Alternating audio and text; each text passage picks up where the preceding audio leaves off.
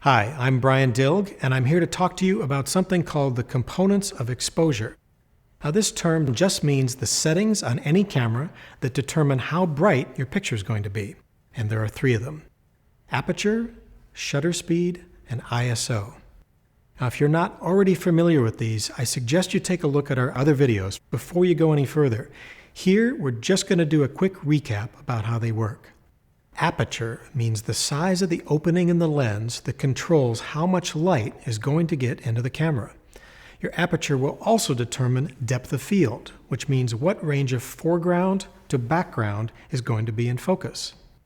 Shutter speed determines the length of time that the camera shutter is open and allowing light to flow onto the imaging sensor. Your shutter speed will also determine whether you see any motion blur or how much you can freeze fast-moving subjects. Last but not least, ISO determines how responsive the camera sensor is to light. The trade-off here is that high sensitivity can introduce some noise into your image. So let's see these in action. When you press the shutter release button all the way down, the shutter curtain blades that normally keep your sensor covered slide open very quickly. Light enters the lens, passing through the aperture at whatever size has been selected. Light strikes the imaging sensor for a very precise length of time, determined by your shutter speed, usually just a fraction of a second. And the sensor responds with a sensitivity dictated by your ISO setting. Then the shutter closes and it's all over. So the key thing to understand is that these three components of exposure work together to determine whether the picture you see is too bright, too dark, or just right.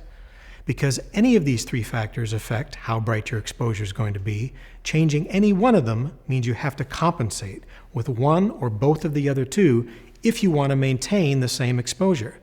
And remember, we use the word stops to describe how much the exposure changes. So specifically, a full stop change means that we've doubled the light or we've cut it in half. So let's walk through the thinking process in a typical situation.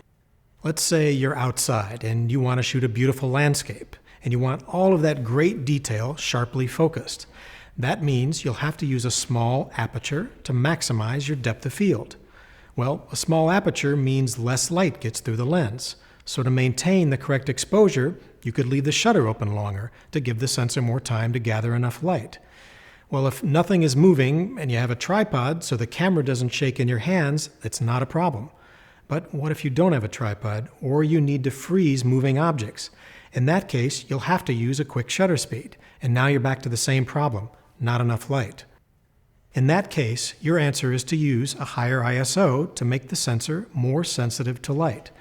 That lets you use your small aperture and a quick hand-holdable shutter speed, but the only trade-off is that at some point your ISO may get so high that you start to get a little more noise than you want, less accurate colors, and possibly detail that's not quite as nice. So this is the thought process you go through every time you shoot. How much depth of field do I want? Does my shutter speed let me handhold the camera, freeze the action, or give me the motion blur I want? Am I going to be happy with the look of the ISO I've chosen?